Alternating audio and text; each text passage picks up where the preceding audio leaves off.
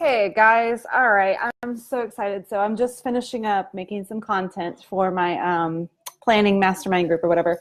So I figured I'd come and share some of what we're going to go over. So planning really revolves around um, I mean, what are you planning about, right? What are you planning for? Hopefully you're not just planning on how to get through the day, right? You're planning a life you know, by design, based on your personal goals, right? So a lot of times, though, we all have these goals and we don't necessarily achieve them. And a big part of that is because sometimes we don't see them. So the planner, like the point of the planner, is that you see them every day, right? And there's a system for actually achieving them. You're not just hoping that you're going to achieve them. You're not just hoping that they come true, or you're sticking with it for 3 days and then you're wondering why you didn't hit your goal. There is a system and a plan, right? And then another reason sometimes people don't achieve their goals is they have too many. And too many is ridiculous. You cannot really focus. You can't give something your full attention, willpower, focus if there's too many things, right? So we want to kind of narrow it down because you're only one human, right? And so the other thing that's really cool about planning, right? So we're not just having goals, we're making plans and systems to achieve them. The other thing that's really cool is you're 40% more likely to actually achieve your goals if you write them down, right? That's why we're always talking about vision boards. That's why in this planner, we're going to write them out every quarter. And it's just like imprinting it into your brain and like doing all this sciencey stuff. It's pretty cool. So then there are two different kinds of goals that we're going to focus on: achievement goals and habit goals, right? So let me see here. So achievement goals are like one-time accomplishments. So say you wanted to get out of debt, or say you wanted to run a half marathon for the first time, or whatever, stuff like that.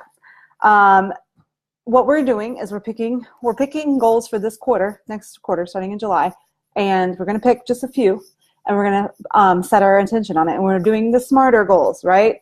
So it needs to be specific. It's not, I want to lose weight. It's, I want to lose 10 pounds, right? It needs to be measurable. So pounds is one way to measure it. Let's say you wanted to save more, put more money in an IRA. It's going to be, I want to save $100 more a month, or whatever it might be. It has to be very measurable by dollars, by numbers, by dates, by whatever. We have to have a measure of it. It has to be action oriented, right? It's not just a wish or a want. It's something that requires action that you can actually take, because otherwise you're not, it's just not a goal. It's a wish. It has to be risky. So a goal needs to be slightly out of your comfort zone. Otherwise it's not a goal. It's your status quo pretty much, right? It has to be a little bit, a little belly, butterflies in your bellies, right? To achieve it. It takes just a little step outside of your comfort zone. It has to have a specific time, deadline. It needs to be exciting. It shouldn't be someone else's goal. It should be exciting to you, something you actually want to accomplish, right? And then it also has to be relevant. So a goal of, one example is a brand new mom finishing her degree, like in the next semester. Well, it might not be relevant. Maybe it is, but maybe then again it might not be. Maybe more relevant would be to finish one course, right? Just depends, though. You know yourself, but it needs to be relevant and appropriate to your season in life. When we were moving, was not the time to start a new diet plan. You know what I mean? Like, it's just not relevant to the season of life. So those are the smarter parts of goals. So, we have our units of measurements, we have our deadlines as well, so that we can really focus. And then we also like to see which area of life it's in, because you don't want to just be focused on one thing necessarily. You want to be able to see that you have more to you than just work. Right, Michelle? You just logged in. And so then we connect, hey girl, we connect to our why. So if we don't know why we're motivated to do something, we're not as likely to accomplish it. So we have to write down why we want to do it. Again, that 40% comes from this too. If you write down your why, then you're forced to really deal with it, and you're forced to see it. And it's going to be in your planner, so you'll see it every day or every week as you review these goals, depending on your particular way of implementing it. So the key motivations, they're super important. And then we write out the next steps, because and this is different because a lot of times people get overwhelmed by the end goal, the finish line, all the big steps that it takes to achieve a goal, but we don't start there. We start with the next few steps that aren't that big outside of your comfort zone, right? So if you're going to run a half marathon, maybe you just buy a new pair of shoes, right? If you're going to try to get out of debt, maybe you research about that. You just do some internet research.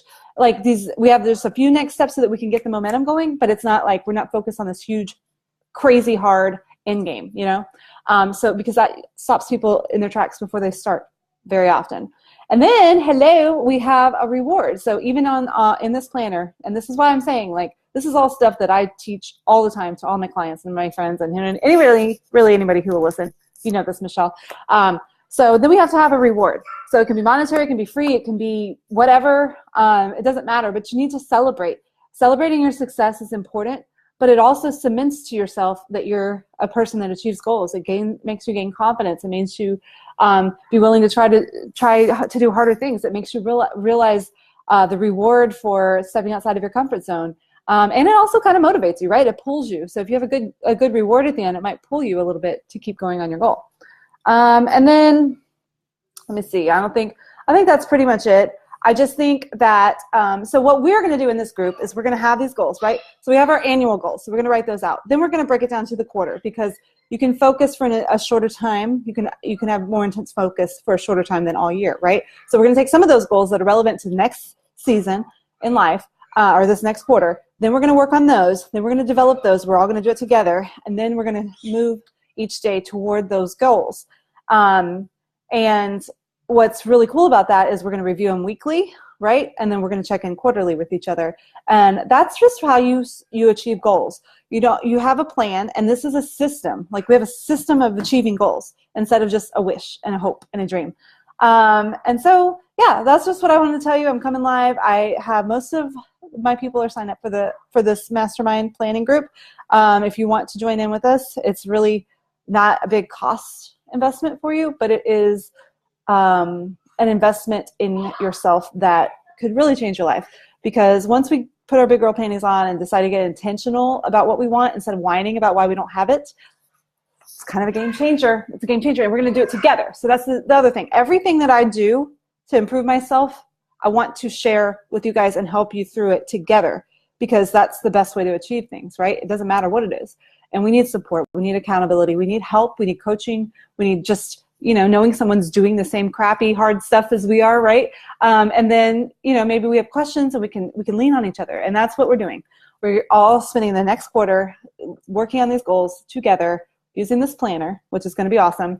And this is just one part of the planner. Hello? That's like, there's so much more that goes into this. Your ideal day, your ideal week, figuring out your daily schedule, lots and lots and lots of other things. So this is just one part of it, and I'm really excited to do it.